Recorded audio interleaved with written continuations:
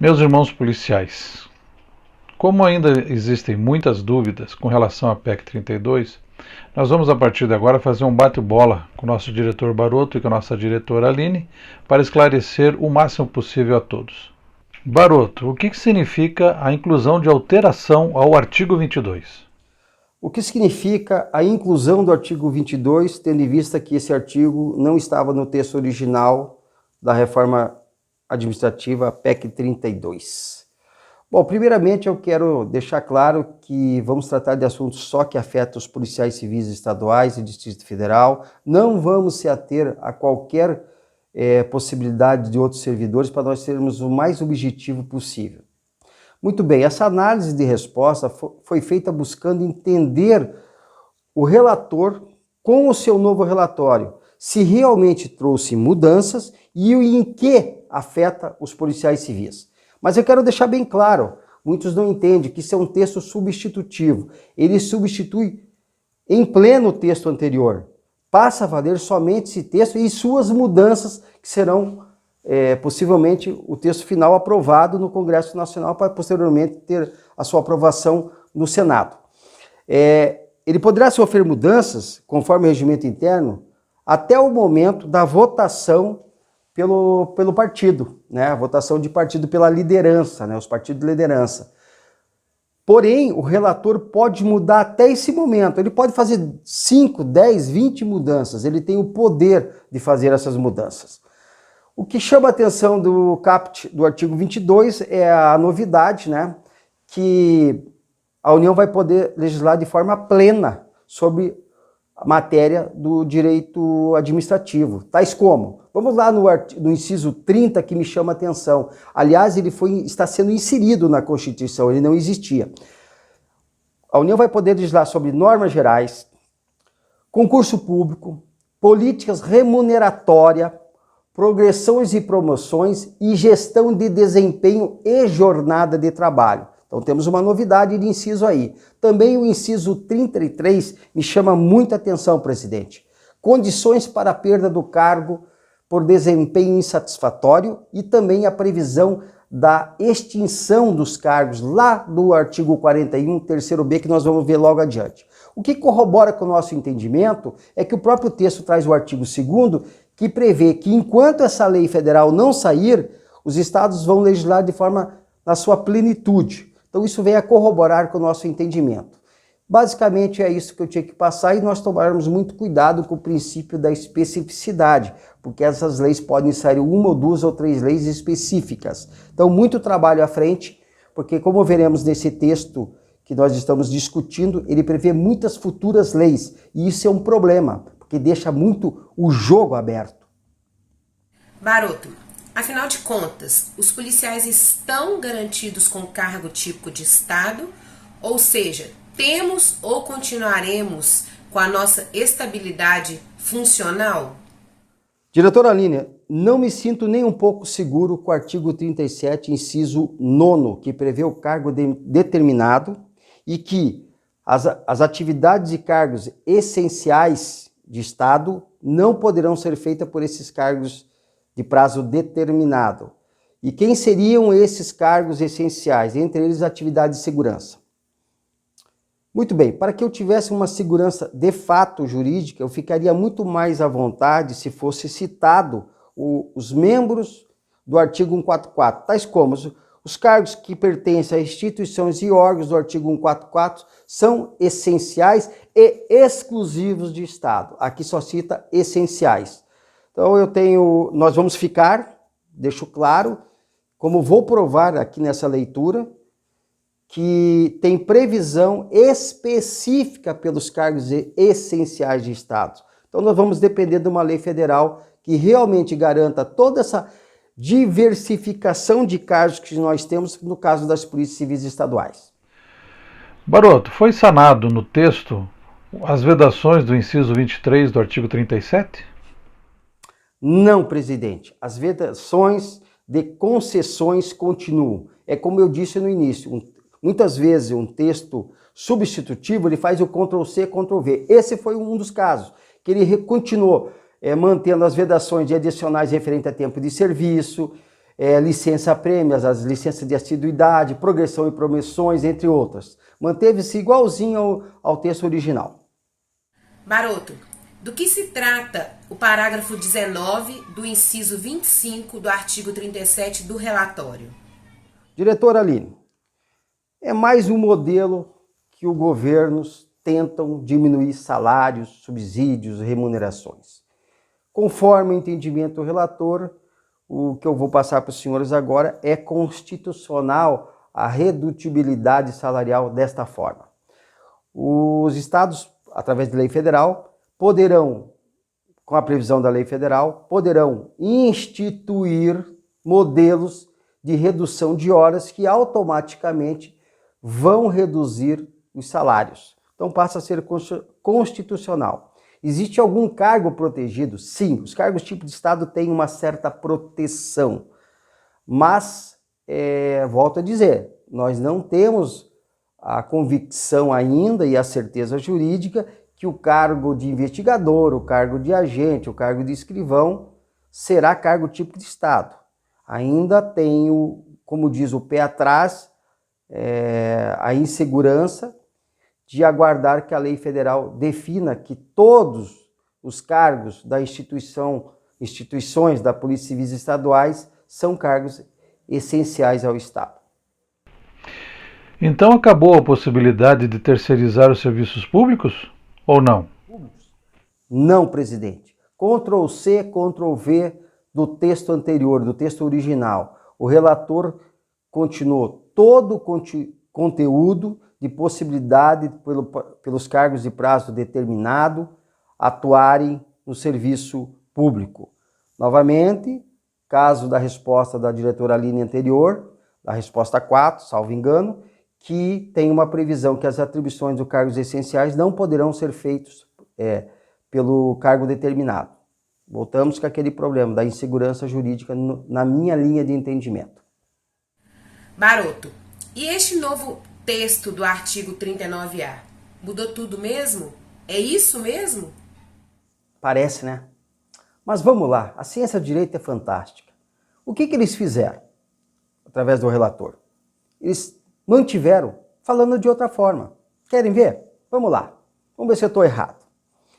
Mantiveram o prazo determinado, ok. Mas mantiveram também uma dicotomia entre os cargos exclusivos de Estado e aqueles que não são cargos exclusivos de Estados. O que são esses cargos? São os prazos indeterminados. Somos nós hoje, que não somos considerados nesse exato momento, ninguém é, porque a lei nunca legislou sobre a matéria, né? Deixar bem claro isso, que não tem legislação sobre quem é cargo essencial exclusivo de Estado até hoje, faz 34 anos, vamos para 34 anos, salvo engano, da Constituição. E o que ocorre? Somos nós. Então eles falaram de outra forma, diretora Aline, mas está lá. Se houvesse só uma fórmula de cargo, fora o cargo por prazo determinado, ok. Mas não, existe dois tipos de cargo, que um deles é o cargo de prazo indeterminado e o outro é o cargo de típico de Estado. Falaram de outra forma, somente isso. Como é bom sempre relembrar, eu gostaria que você explicasse em que momento o trabalho da Cobrapol, juntamente com o PB, trouxe um resultado previsto por aqueles que atuaram tecnicamente na PEC da Previdência. Pois é, presidente, o mundo dá voltas. Quem diria? Aqueles que duvidaram de uma estratégia da Cobrapol e da UPB, hoje devem estar repensando o quanto eles estavam errados. Aliás, eles deveriam estar respondendo essa pergunta aqui. Mas vamos deixar, presidente André Gutierrez, os pessimistas de lado. Presidente, sobre essa resposta, eu vou me prestar a fazer uma leitura de texto. Essa eu faço questão de fazer leitura de texto. Sim, isso mesmo. O artigo 40 traz no seu bojo o reconhecimento pelo princípio da desigualdade, conseguido em uma luta histórica na PEC da Previdência. Refletiu aqui na PEC administrativa. Eis o resultado do trabalho do quarto B. Traz consigo a obrigação ao Estado em reconhecer a pensão por morte de forma diferenciada, aquelas decorrentes de morte no exercício ou em razão dele. Ora, Diferenciada por quê? Pela conquista da PEC Previdência. Poucos se lembram que o inciso 4 foi retirado aos 44 minutos do quarto B. E nós, através de uma luta tremenda, avocando todos aqueles que participavam da UPB, que nós não aceitaríamos o quarto B sem as polícias civis estaduais. Se tentasse prosperar esse quarto B, o quarto B caía inteiro. Se nós não tivéssemos conseguido isso, onde nós estaríamos agora? Eu sempre digo, nada melhor que um dia após o outro, presidente, para mostrar a verdade. É assim que tem que ser feito, com o trabalho. Aqueles que deram pouco valor ao quarto B, olha onde ele foi parar. A reforma administrativa. Faz parte, né, presidente? Baroto, e este artigo 41, hein? Ficou definitivamente difícil, né? Explique pra gente, por favor. Pois bem, diretora Aline, nem tudo são flores. Realmente o artigo 41 deixa claro que nós temos duas maneiras de perder o cargo, né? Um deles é por falta de eficiência e outro pela extinção do cargo. Ele manteve o texto original de efetividade de cargo após 3 anos. Isso é importante. Pelo menos nós temos uma direção constitucional e nós não vamos depender de lei federal. Mas fazer o quê? Isso faz parte do jogo. A previsão agora do artigo 41 muda e muda muito. Então, infelizmente, isso é fato. 2 maneiras de perder o cargo. Baroto, qual é o teu ponto de vista com relação à estabilidade funcional do cargo essencial de Estado? Estabilidade funcional. Não, presidente. Depende de legislação. Vamos se ater ao artigo 247. Aliás, está mudando. Ele está sendo alterado do texto original da Constituição de 1988. Vou fazer a leitura para os colegas. Artigo 247. A lei prevista no parágrafo 7º do artigo 69 e a decorrente do exercício da competência, olha lá, competência privativa, tá? De competência de que trata o inciso 30 do artigo 22, estabelecerão critérios e garantias especiais para a perda do cargo pelo servidor público estável investido em cargo exclusivo de Estado, de que trata o inciso 9 do caput 37. Muito que bem. O artigo 69, senhores, são aquelas crises financeiras que há muito tempo tem essa previsão, que não havendo condições de manter o cargo, questão financeira mesmo, poderá ser demitidos os profissionais. Mas antes vão os cargos, os contratos, vão os cargos comissionados, nesse caso cargos determinados. Então tem todo esse trajeto antes de atingir nós. Com relação ao inciso 30 do artigo 22, que eu vejo como que vai ser o principal, é ele que vai dizer de que forma vai ter essa garantia por lei federal da estabilidade funcional. Nós vamos ter que aguardar, porque aqui não diz de que forma realmente vai se ter a estabilidade funcional nesse texto atual. Baroto, obrigada pelas explicações e, como sempre, com muita clareza. Espero que os policiais assistam tudo que foi apontado por você. E para finalizar, só mais uma pergunta. Existe realmente alguma segurança jurídica para quem já é servidor estável, ou seja, aquele que já se encontra no cargo? Obrigada. Diretora Aline, eu vou me ater a 2 artigos que falam do servidor que já se encontra no cargo efetivo. Muito bem. Artigo 5º, mais do mesmo. Ctrl+C, Ctrl+V do texto anterior com relação à previsão de licença-prêmio, licença-assiduidade, tempo de serviço, promoções só por tempo. Então, esse artigo mantém-se igual e eu digo, ele é péssimo, porque ele prevê também, e vai ter previsão muito pior, né? Uma previsão constitucional que o Estado pode revogar. Ele simplesmente pode revogar. Então, os estados que têm licença-assiduidade, promoções só por tempo, licença adicionais por tempo de serviço, o Estado, como a regra geral constitucional, passa a ser proibido, vedado, Então o que ocorre? O Estado vai se espelhar pela Constituição. Ele poderá revogar esses direitos, porque tem previsão constitucional que pode ser feito. E pior, né? Eles têm uma data de linha de corte que eu falo, que somente quem tem lei aprovada até 1º de setembro de 2020. Nós já estamos em 2021, não sabemos que dia vai ser aprovado essa emenda e de que forma vai ser feito. E teve algumas instituições, alguns órgãos que tiveram movimento de classe, de cargos, que vieram ter algum ganho após 2020. Vai ter problema no STF, com certeza, essa discussão jurídica. Então aqui o artigo 5º é um Ctrl+C, Ctrl+V, não vi mudança e melhoria nenhuma.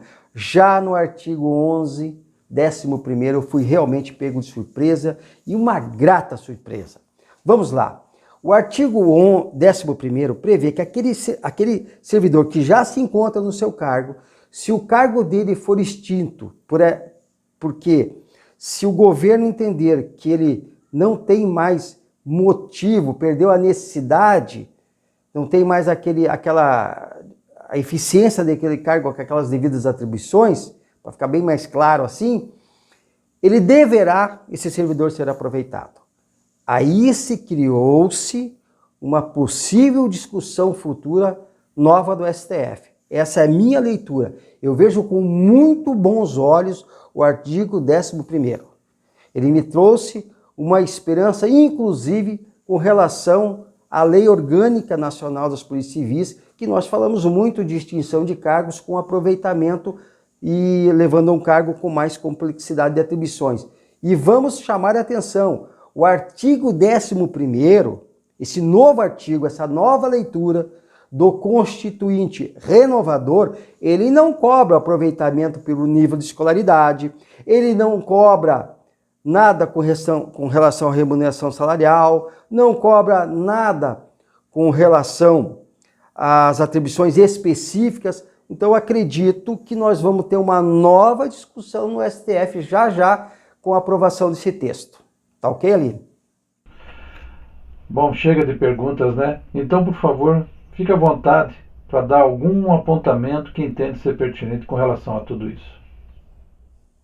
Obrigado até pela liberdade, presidente, para responder essa que seria a 11ª pergunta.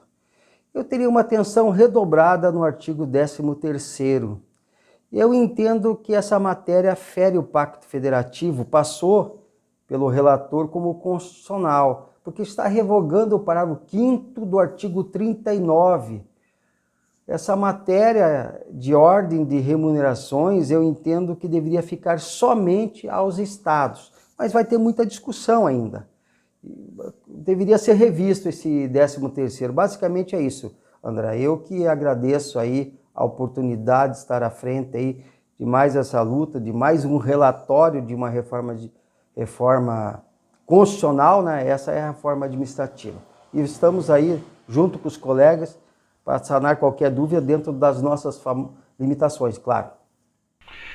Bom, esse vídeo é uma tentativa de esclarecer um pouco mais a categoria. Quero agradecer a presença do nosso diretor de assuntos ministeriais, o Evandro Santos Baroto, e também da nossa diretora de comunicação social, Aline Rizzi. Lembrando que nós enviaremos material para vocês continuarem na pressão com relação aos deputados federais que estão nos seus estados, nas bases de preferência, mas também, logicamente, em Brasília, quem tiver contato aí, vamos continuar fazendo a pressão para tentar salvar a categoria e, juntamente, os outros servidores públicos desta PEC nefasta que só traz prejuízos, como foi apontado nessa conversa. Um abraço a todos. Chegou a hora de mostrarmos a força dos policiais civis do Brasil.